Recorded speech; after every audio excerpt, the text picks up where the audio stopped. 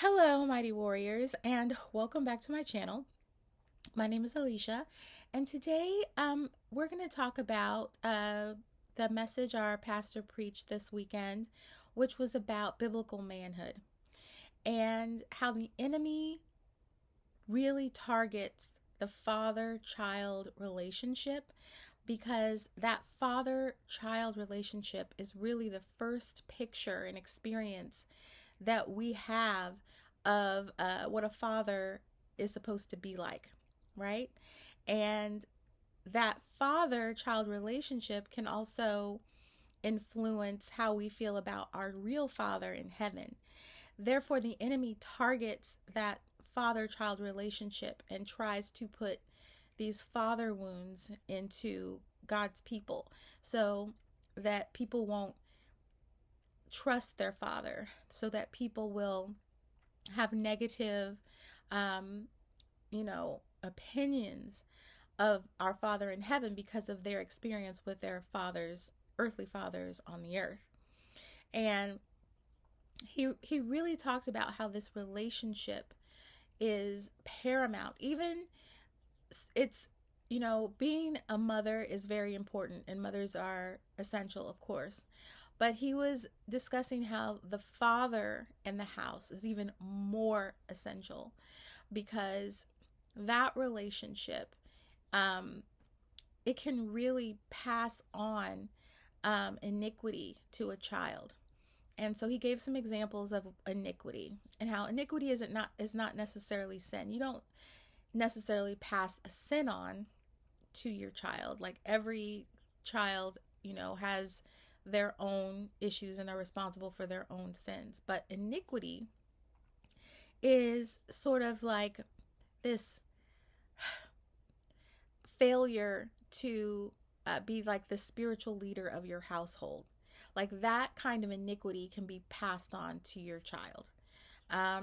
When sons grow up in households where their father is checked out spiritually, not going to church, not submitting to God, and not submitting to the father, not submitting to anyone but their own self and their own idolatry, these types of behaviors can be passed on to their sons and their children. Now, Jesus has the ability to break every chain, right? He has the ability to restore this iniquity from a curse to a blessing. But a lot of times, the Lord is having to unravel some awful things that the devil has done to children through the relationships that they've had with their fathers in particular.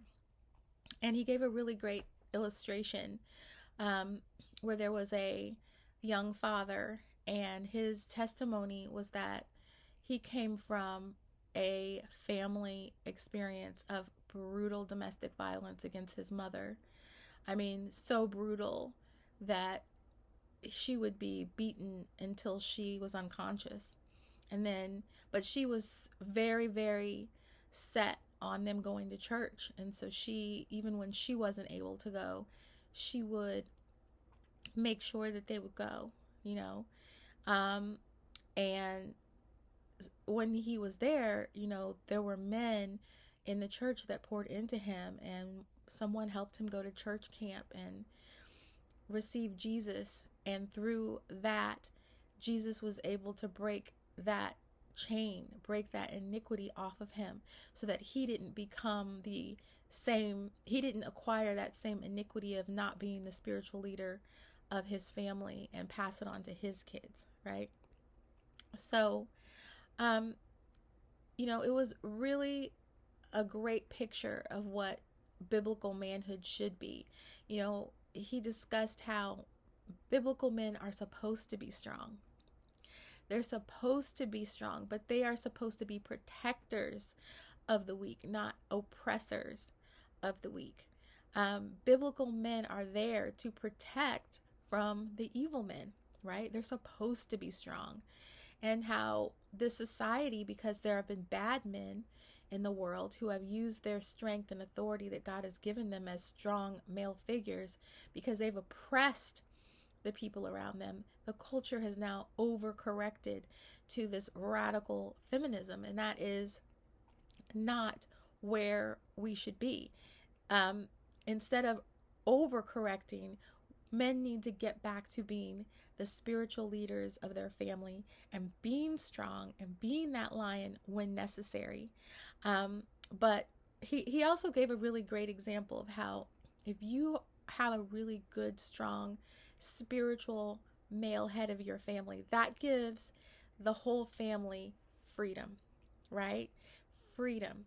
In the same way that our King Jesus, because he was such a strong leader and he was willing to lay down his life for his church, because of what he did, we now have freedom. We have the freedom to live our lives and make mistakes, and but what he did allows us to come back to him, right? I mean, not out of abusing his grace. That's not at all what he was saying, but just he was able to give us immense freedom by what he did on the cross with the shedding of his blood. Because keep in mind, no person can live up to God's standards. There are sins that people commit on a daily basis that they don't even realize that they're committing. And through his death, burial, and resurrection, he was able to give us this free will life that we live, this gift of life and free will that we have to serve him, walk with him, make mistakes, repent, come back to him. He's given us this great experience where we can learn how much we need him, and our mistakes don't cause us to never be able to return to him, if that makes sense. That's really what I'm saying. Without him, our mistakes would have caused us to never be able to return to him. We would be lost forever. But he's given us this immense freedom that we can return to him despite our mistakes, and we can learn that we need him. And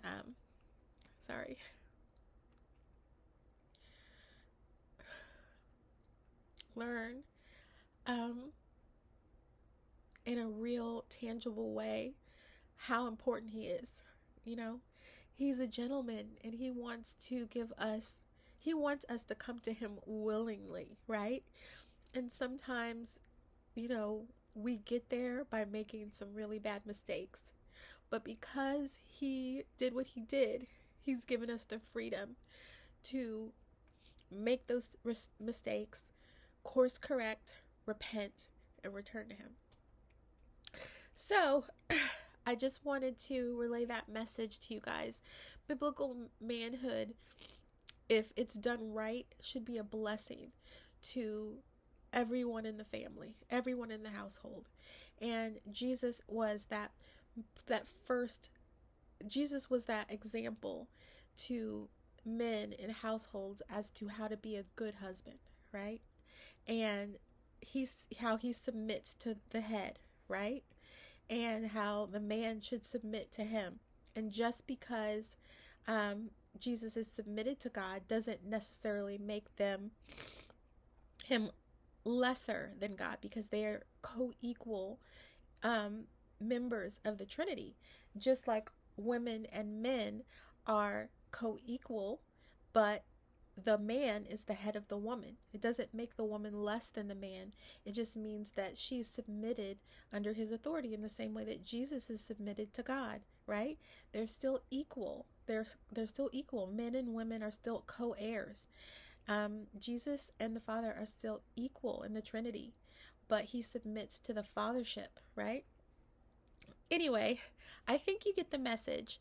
So I hope that this message was a blessing to you today. I hope that you learned something from it, and that you can take it with you into your life in the way that you are living and setting up your family.